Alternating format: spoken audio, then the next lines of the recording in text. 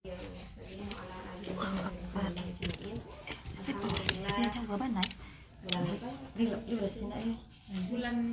Oktober apa nari waktu di rumah tuh ya? November. Di rumah Bu Erna, November. Iya, di rumah di Erna. Semoga nggak bosan ketemu lagi. Nggak ada pesan-pesannya. Bagus. Ya alhamdulillah Allah masih kasih kita kesempatan untuk bertemu insyaallah dalam rangka tawassul bil haq wa tawassul bis sabr, saling mengingatkan untuk kebenaran dan saling mengingatkan dalam kesabaran. Karena betapa banyak mungkin saudara-saudara kita atau keluarga kita yang hari ini baik-baik saja ternyata besok sudah tidak ada gitu, atau bahkan yang bencana yang mau di Sumatera hari ini ya, kalau dilihat-lihat berhari-hari kita nontonin berita itu kayak udah capek sendiri lihatnya ya Allah gitu. Apa yang bisa kita bantu, apa sikap yang bisa kita berikan gitu, dan itu semua tuh kayak begitu cepat dan hilang saja begitu. Dan alhamdulillah kita termasuk masih Allah selamatkan. Dan bedanya orang-orang Sumatera Barat itu kalau khususnya ya, dibanding orang-orang Jawa itu ketangguhannya beda juga. Kalau orang Jawa kebetulan waktu dari komunitas sahabat Sumbar itu kan kadang undang Syekh Palestina. Jadi itu kan yang datang mendampingi Syekh itu orang-orang dari Jakarta. Jadi yang kalau yang belum pernah ke Padang, ke Sumbar, itu baru sehari apalagi mencoba lewat Siti Jolawi atau Damang sudah. Kalau bagi kita kan itu udah kayak ya udah ini makanan ujian sehari-hari kita, dan kita udah berusaha menerima dan fan-fan aja gitu. Terus coba dibawa lagi ke Pesel atau ke Pariaman, itu kan kalau di Jakarta kan jalannya datar, yang paling bikin lama tuh macetnya aja kan. Kalau tikungan lain-lain itu kan aman-aman aja, jadi nggak akan bikin orang itu mabuk atau gimana. Tapi nyampe di Sumbar itu para staf-staf dari Adara itu pada tepar semua, pulang-pulang demam, termasuk syekh-syekhnya. Wah, luar biasa ya Medan di Sumatera Barat ini gitu. Sumatera Barat amazing ya. Ya. Nah, di balik Medan yang seperti itu, di situ juga Allah kemudian menyimpan keindahan kan. Di Sumbar itu ada danaunya, ada lautnya, ada air terjunnya, ada pegunungannya, ada kebun tehnya, cukuplah segitu. Bahkan orang Pekanbaru itu liburannya ke sini gitu ya. Kalau bagi orang Sumbar sawah-sawah kok biasa senya gitu. Tapi kalau bagi orang-orang luar pas ketika ke sini tuh masya Allah ngeliat sawah tuh, itu di dekat rumah gitu ya. Jadi kayak bagi mereka tuh sesuatu yang sangat indah gitu. Nah, maka dalam hidup ini kita harus benar-benar sadar dan yakin bahwa yang namanya kenikmatan itu pasti beriringan juga dengan ujian beriringan juga dengan kenikmatan. Nah, salah satu hal yang mungkin video yang kita lihat di lumpur-lumpur itu ada ditemukan emas-emasnya kan, kepingan-kepingan emas. Ternyata lumpur-lumpurnya itu mengandung emas. Bahkan ada perusahaan swasta yang mau membeli tanah-tanah lumpur yang dikerok itu gitu, karena bisa jadi ditemukan emas di sana gitu. Nah, ada banyak setelah kesulitan pasti ada kemudahan, ada banyak kemudahan. Nah, begitu juga dengan kehidupan kita jalani hari ini, ada ujiannya, ada yang disyukurinya gitu, ada ujiannya, ada disyukurinya, dan seperti itu terus sampai akhir kehidupan kita. Dan ketika mungkin kita merasa deh lamanya lah barangkali umroh gitu ya, setiap tahunnya bisa umroh, awak saya kemana bang harus jadi le dong. Pakai aja untuk SPP anak, pakai untuk meluan rumah, pakai lo untuk meluan onda gitu ya. Ini setiap tahun bisa nyobain umroh. Tapi ternyata ketika kita lihat juga di sisi dia gitu ya, ternyata dia belum Allah rezekikan keturunan. Mungkin kalau seandainya kita bilang kita istilahnya mago-agoinya gitu ya, boleh dia nak nuka anak awak sama rezeki umroh yang mungkin dia akan mengorbankan banyak hal, dan pasti dia akan mau mengorbankan banyak hal untuk bisa Allah rezekikan keturunan terhadapnya gitu. Tapi ternyata Allah belum rezekikan itu. Nah, seperti itulah variasi amal yang Allah berikan kepada umatnya gitu ya, kepada hambanya. beda, ini ABCD, ini EFGHI gitu. Jadi ya buat apa coba kita ada iri-irian, dengki-dengkian, lain mah bulan ya pangke itu ya gitu ya. Padahal sebenarnya Allah berikan kita juga kelapangan yang lain gitu. Dan memang Allah sengajakan kalau seandainya nggak bervariasi nikmat-nikmat yang Allah beri itu, nggak ada orang yang kamu beli bakso, yang kamu ngali bakso, nggak ada orang kalah kayu sadonya kan. Awak ingat tuh adek, orang nio Bali, awak nio Bali ayah yang viral gini. Seblak gitu. Nah ada orang yang menggali seblak dong, karena nyala kayu sadonya gitu ya kan. Akhirnya ya hidup kita juga jadi nggak bervariasi gitu. Nah maka bentuk perbedaan nikmat itulah merupakan bentuk dari keadilan Allah Subhanahu Wa Taala. Nah insya Allah hari ini Wafi ingin sedikit mengajak ibu-ibu semua untuk mentadaburi surat Asy-Syams.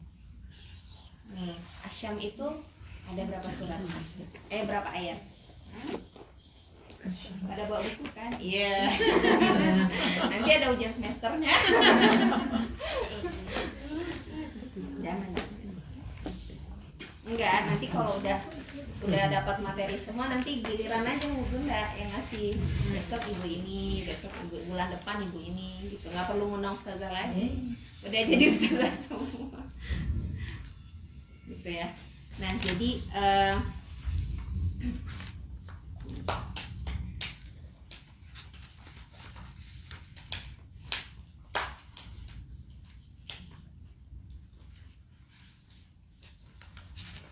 mungkin sudah pernah dengar juga dari ustaz atau dari mana gitu ya, tapi mohon izin untuk mengulang kembali.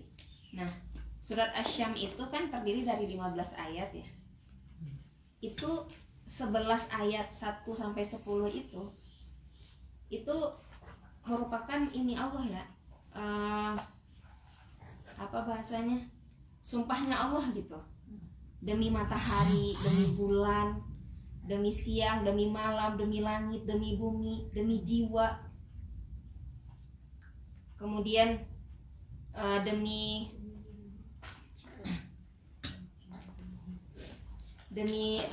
matahari dan sinarnya. Nah itu dua hal ya dihitung.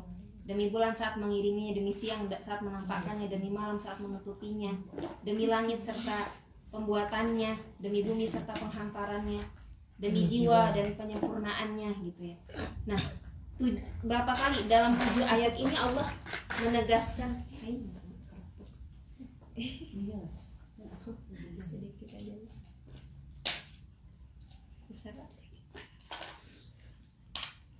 dalam 7 ayat ini Allah bersumpah berkali-kali dengan apa yang Allah ciptakan. Kalau misalnya kita pikir-pikir nih, demi matahari itu udah paling besar kan dibanding yang lain gitu. Kemudian demi bulan, Allah berkali-kali menegaskannya di sini. Karena hanya untuk apa? Hanya untuk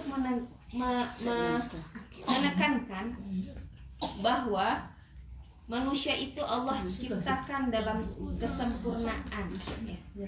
Jadi itu pelajaran pertamanya. Allah sumpah dengan diri manusia yang sempurna dan diperintahkan untuk mengesahkan Allah. Jadi Allah sebutkan tanda-tanda kekuasaan Allah dulu, baru kemudian Allah menyampaikan bahwa manusia itu Allah ciptakan dengan kesempurnaannya serta penyempurnaannya gitu ya. Kemudian Allah mengilhamkan kepadanya jalan kejahatan dan ketakwaannya. Maka sungguh beruntung orang yang mensucikan jiwa dan sungguh rugi orang yang mengotorinya. Nah, sumpah-sumpah Allah ini dari alam-alam yang terbentang inilah yang mengantarkan manusia itu kepada tauhid. Kalau pikir-pikir, siapa yang menciptakan matahari kok ya? Kalau kita melihat langit, Allah naik pesawat, wah alamnya sampai di ujung langit ya. Masih jauh gitu. Kalau kita melihat bulan, kenapa semuanya itu bisa berjalan sesuai dengan garis edarnya? Kalau kita melihat laut ya, laut itu, ombak-ombak itu, airnya itu kenapa nggak pernah tumpah ke daratan? Kenapa hanya ombaknya itu putar-putar sekitar laut aja? Kenapa nggak pernah tumpah ke daratan? Karena kalau seandainya nggak ditahannya sama Allah air laut itu, ya udah tenggelam semua. Apalagi kita tahu bahwa 70% dari bumi itu adalah laut. Sisanya baru daratan. Nah, gimana kita?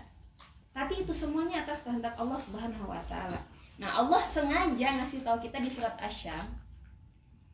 Lo sadar nggak gitu? Kamu sadar nggak nih, ini semuanya aku yang ciptakan. Karena nggak mungkin ada tanpa ada yang menciptakan. Nah, di situ ya bentuk Allah itu menekankan ketauhidan kepada kita. Bahkan ke dalam kehidupan kita aja, perkara kalau dalam novelnya Terelia ya, daun yang jatuh tidak pernah membenci angin. Daun aja Allah tahu. Mungkin daun di depan rumah kita ini nggak ada yang bisa menghitungnya kan, nggak ada pula terpikir sama kita menghitungnya. Bara daun yang gugur hariku gitu, nggak ada juga kan gitu. Tapi Allah tahu, saking semuanya itu di bawah kendali dan kuasanya Allah Subhanahu wa taala. Lantas, apa hal yang membuat kita merasa bersedih hati hanya karena ujian-ujian kecil? Padahal itu adalah bagian dari kehidupan.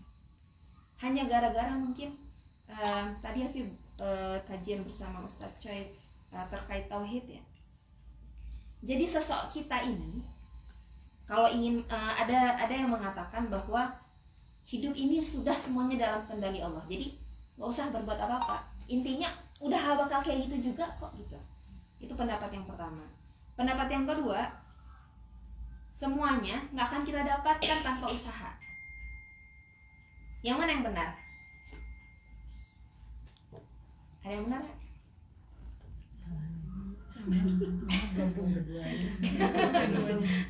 Ya, keduanya salah. Yang benar itu dalam tidak tepat. Dalam hal kita berbuat kebaikan, itu yang pertama ada niat, ada usaha, baru kemudian takdir Allah yang menetapkan. Allah udah tahu kita bakal melakukan kebaikan itu. Tapi kalau Allah tidak mengilhamkan kebaikan itu pada kita, nggak akan pernah terjadi. Nah, kenapa kemudian kita lihat kok bisa sih orang saya tuh, orang sesoleh tuh, orang saya pokoknya melakukan keburukan, melakukan kejahatan. Rasanya nggak mungkin lah gitu. Allah sudah tetapkan dia seperti itu. Kalau seandainya di dunia ini cuman ada apa? Ya, jika seandainya Allah tuh cuman menciptakan surga, nggak ada akhirat, otomatis kan nggak perlu ya kita berbuat apa-apa, kita pasti masuk surga, nggak akan masuk neraka gitu. Tapi Allah sudah tetapkan orang kafir itu, sudah Allah takdirkan dia akan menjadi kafir dan akan menjadi pengisi neraka.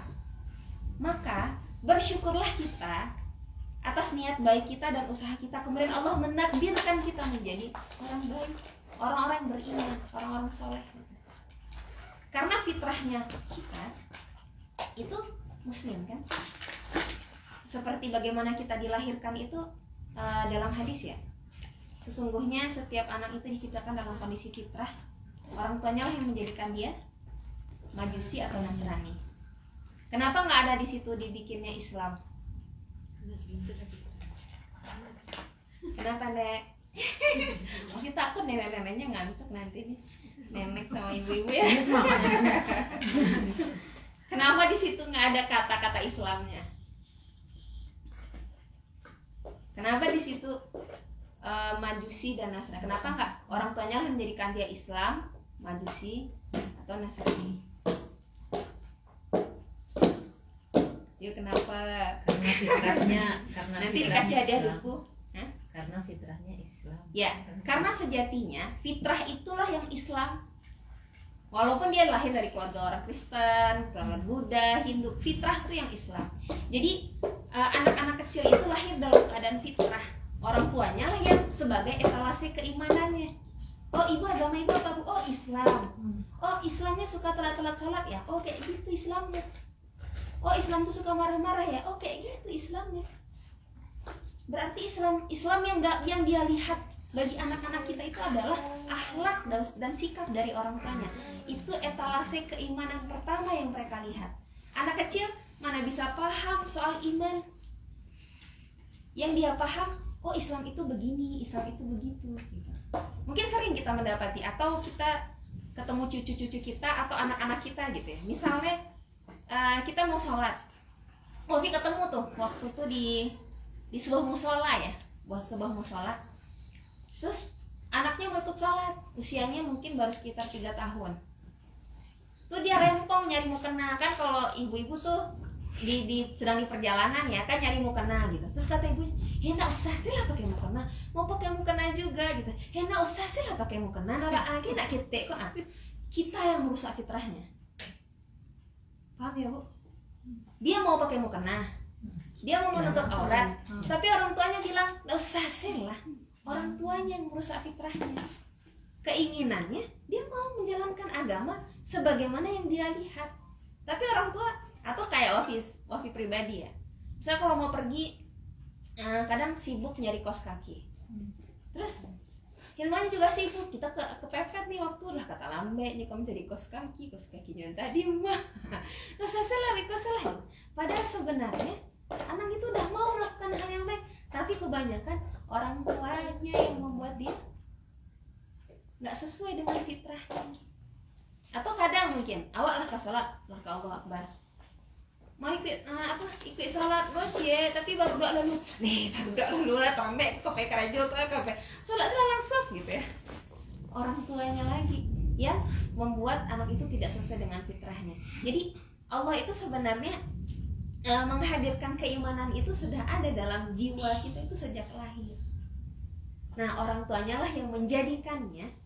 Misalnya kalau orang tuanya suka menjahit, lihat orang tuanya selalu menjahit, ya dia akan mencintai menjahit. Orang tuanya, dia ngelihat orang tuanya tuh suka main badminton, dia akan menyukai badminton. Dan anak-anak itu ibu-ibu, kenapa jadi bahasa anak-anak ya? next. Dan anak-anak itu jangan pernah kasih dia kesempatan untuk memilih, karena dia belum balik. Bahkan di dalam fikih, anak kecil itu belum boleh belanja sendiri. Kan kebanyakan orang ngasih uang belanja, belanja. Anak kecil itu di dalam fikih nggak boleh belanja sendiri. Kenapa? Karena dia belum balik, dia belum bisa bijak memutuskan uang yang dia punya ini dibelikan kemana. Maka orang dewasa lah yang sebenarnya bertanggung jawab mengarahkan anak ini. Jadi yang belanja tuh sebenarnya nggak boleh anak-anak, harus ibu-ibunya, bapak-bapaknya beli ini gitu. Bahkan ada teman yang cerita, gara-gara diajakin anaknya survei sekolah ke siko, nah kok celek kok sekolah bawa sekolah siko, kok celek sekolah siko gitu ini. Oke, siap. Jadi akhirnya jadi bang mau sekolah di mana gitu kan, awak sebagai orang tua tahu mas sebenarnya mas sekolah yang rancak kan, cuman dalam pikiran awak kayaknya anakku lebih tepat memilih. Kiranya ayah dipilih ada anaknya. Bu, sekolah di situ sih lah bu, soalnya di situ ada lapangan bola. Anak-anak akan memilih sesuai dengan kecenderungannya, tapi sebenarnya tidak paham. Padahal di situ tuh mungkin gurunya kurang rapi, apa segala macam gitu. Yang nyesek tuh yang nyusuko. Bu, di situ salah sekolahnya ada kantin, banyak jajanannya. Nah, maka sebenarnya keputusan-keputusan itu tidak boleh diberikan kepada anak yang belum balik. Itu kewajiban orang tuanya kemudian yang untuk memberi keputusan seperti itu ya. Nah balik lagi. Nah pelajaran yang kedua, diri manusia itu diciptakan dengan sempurna oleh Allah. Makanya manusia itu memiliki kemampuan berpikir. Di sini Allah jelaskan ya di surat Asy-Syam ini. Lalu dia mengilhamkan kepadanya jalan kejahatan dan ketakwaannya. Kenapa kemudian Allah ilhamkan dua sisi? Karena Allah memberikan keputusan kepada kita mau memilih ketakwaan kah atau keburukan. Ya. Nah.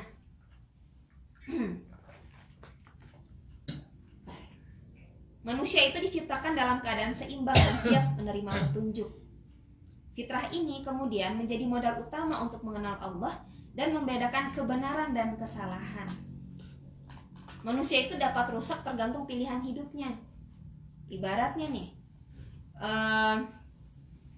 di sebelah sini jual jus, sebelah sini jualan seblak. Kalau mau sehat, pilih jus kan. Kalau jus yang sehatnya ya, bukan jus pula ya. Kalau mau sakit, seblak. Kan keputusan ada di kita. Kita mau ngambil yang mana?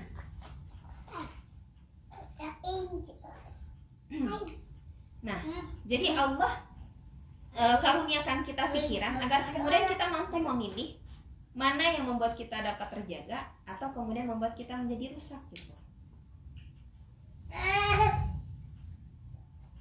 Maka manusia itu wajib menjaga fitrahnya dengan ilmu, ibadah, dan lingkungan yang baik.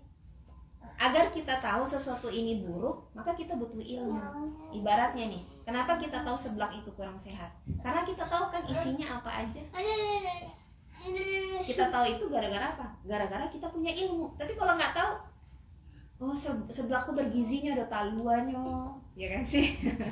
Ada sayurnya gitu. Tapi orang yang tahu, itu tuh untuk menutupi anse isi kerupuk-kerupuk jam dia aja gitu ya kan?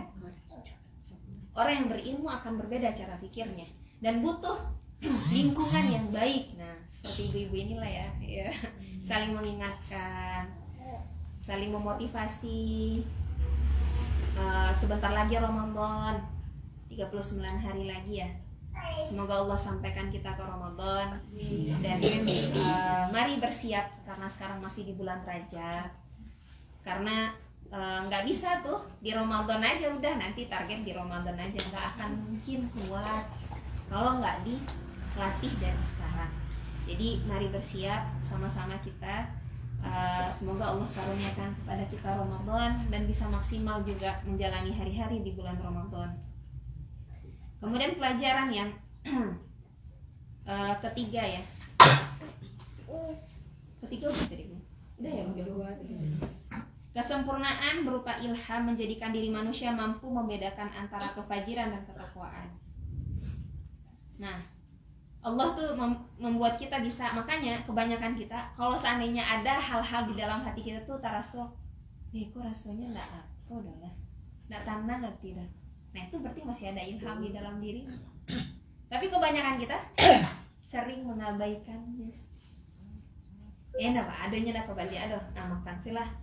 Jatahnya dulunya nak kebalik daripada mubazir, tapi terasa-rasa di hati wak. Kan ya pulang duluan mah daripada mubazir, tapi terasa-rasa di hati wak. Akhirnya apa keputusan kita ambil? Mencoba menanyakan, maaf tadilah pulang duluan, tuh dek nampak ada apa tadi kalau duku masih balabian, udah makan sih dukunya mbak ale ikhlas, atau perlu diganti. Cuman kita manusia suka mengabaikan perasaan-perasaan seperti itu. Bahkan kadang mungkin punya anak wak lama Asyan tadi tidak lalu tuh mama makan saya dulu gitu ya. Nah kalau dalam bab fikih itu nggak boleh, itu hak dia. Bahkan ya ibu-ibu, kadang kalau misalnya ada sesuatu yang tertinggal, kalau di dalam Islam itu nggak boleh dipindahin barangnya. Misalnya ada nampak kecampak pitih dewak kan, daripada diambil di orang nggak apa kok yang nak berhak deko ancak wasal rame anse deko kok ada yang nyebat mananya gitu kan. Nah kalau di dalam Islam nggak boleh, karena orangnya pasti akan kesusahan mencarinya. Rasanya di situ terjatuhnya pahit kita balik kan, aku nggak sopo. Dan kita yang mengambil uang tuh nggak boleh langsung memberikan ke infak, nggak boleh. Harus kita cari kisaran waktu hampir setahun menginformasikan terus uang siapa yang kehilangan di sini gitu. Jadinya daripada kita ribet nyari siapa yang punya, dibiarin aja. Itu jauh lebih besar manfaatnya daripada kita mengambil. Nah, coba tanya sekeliling awak, kira orang yang pendatang yang kehilangan pitih. Ya enggak balik ke situ dah. Status pitihku baah. Nah, jadi kalau kita semakin belajar Islam, semakin selamat. Belajar semakin berhati-hati, semakin sempurna, juga semakin baik akhlaknya. Itu yang hari ini. Baik, jadi saya ambil nenek ya. Oke. Kemudian manusia diberi pilihan, yaitu bahagia karena mensucikan dirinya atau celaka karena mengotorinya. Nah, mensucikan diri otomatis menjauhkan diri kita dari hawa nafsu dan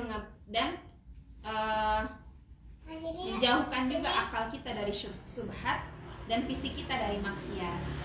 Jadi nggak sekedar hati kita aja jauh dari maksiat, tapi juga perbuatan kita gitu. Misalnya kita mulai menjauhi nonton konten-konten drama Cina gitu ya.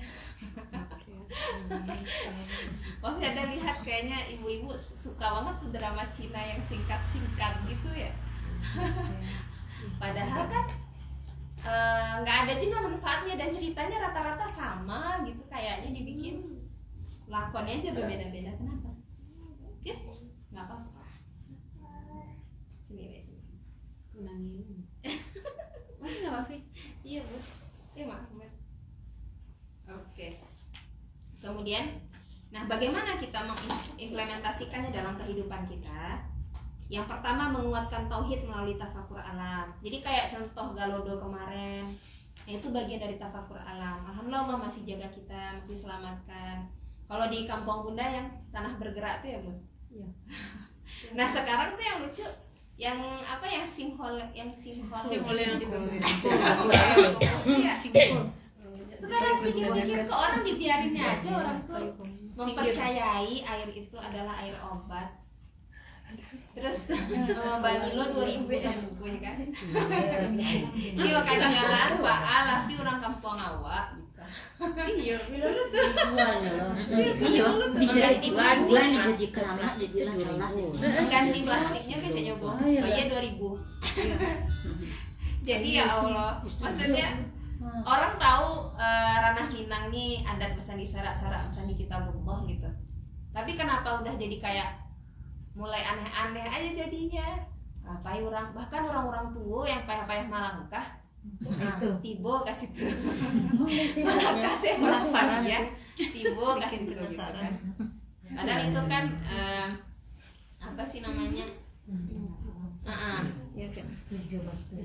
kondisi alam gitu ya. Jalan agak Kemudian yang kedua, menjaga fitrah diri dari pendidikan dengan pendidikan dan keteladanan.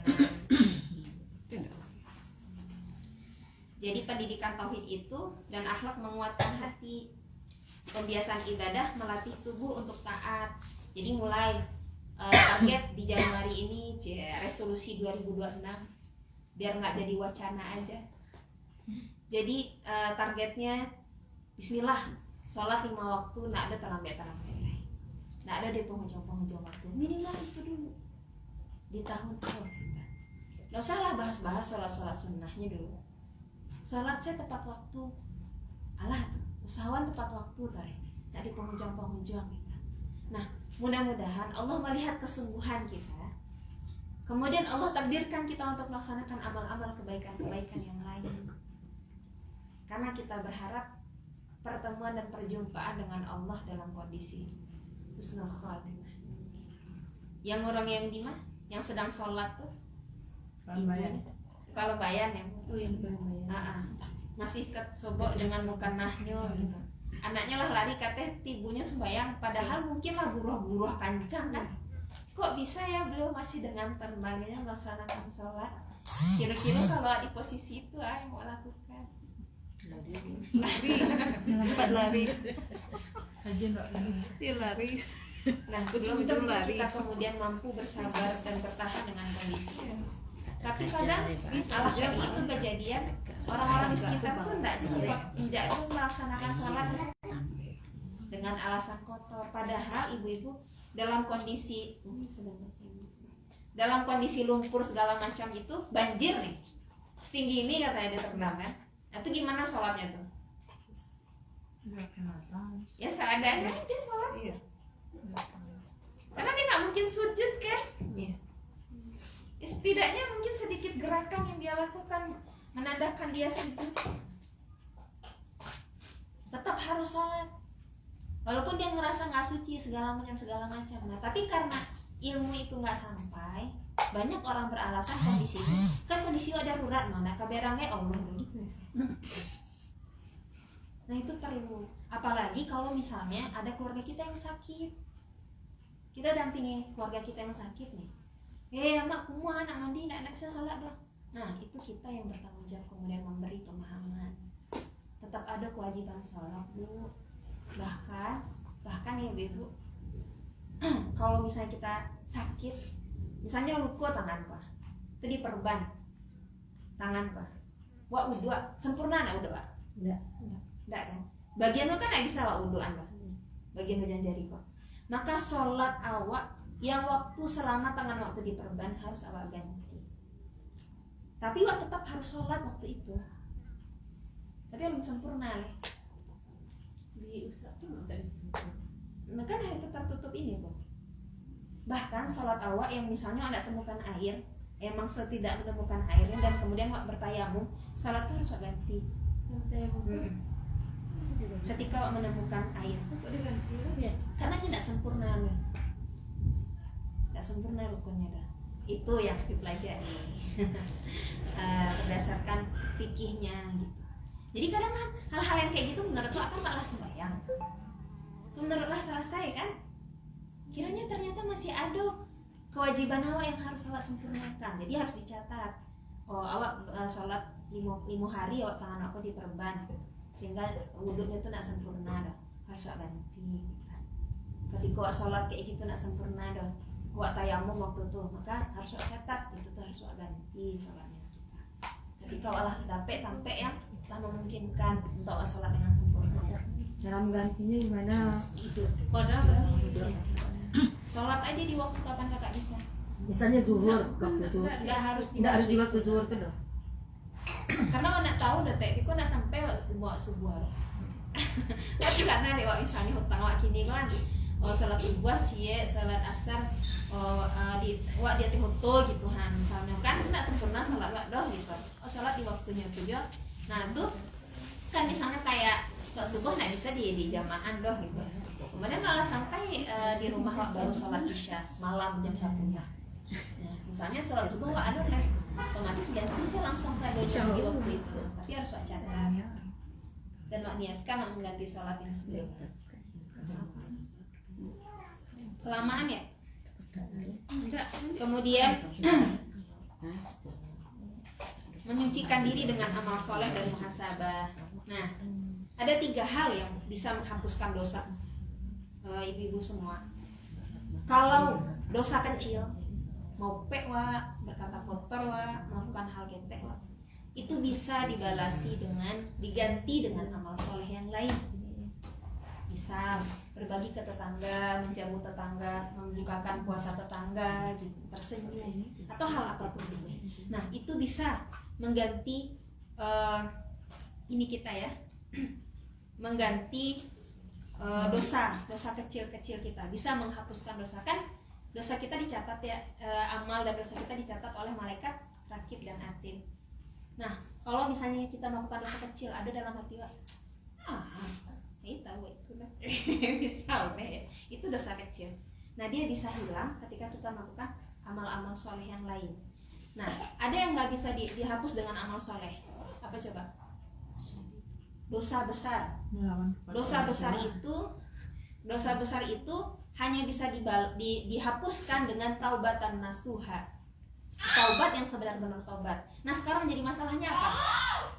Awak lah pernah melakukan kemaksiatan itu 10 tahun yang lalu.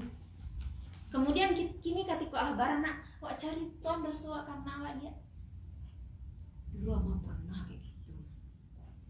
Padahal itu maksiat dan itu dosa besar. Maka ketika awak telah melakukan dosa besar, kemudian awak bertaubat, dihapuskan catatan dosa besar awak itu di Allah. Tuak catat balik karena awak sampaian ke orang. Itu terhitung dosa awak itu balik. Atau bahkan pernah awak tuliskan di buku diari. Jadi aib yang awak punya di masa lalu, dosa-dosa maksudnya simpan seelo-elo rapi-rapi nak perlu dikecilkan ke orang. Allah lah menghapus dosa awak sabut balik, awak catat balik. Awak kan kadang dia lama cerita, lama mota kan. Tuh kecil walah dakik lo kawanku kawak kan. Dulu nih payah menaik. Bang dia ge. Oh sebenarnya tuh zakat untuk anak yatim dibasalurkan ke yang lain. Bisa kayak gitu ya. Nah, itu nggak boleh. Jadi harus bisa dihapuskan ya dengan taubatan nasuha ya. Nah, mungkin itu saja yang bisa disampaikan hari ini.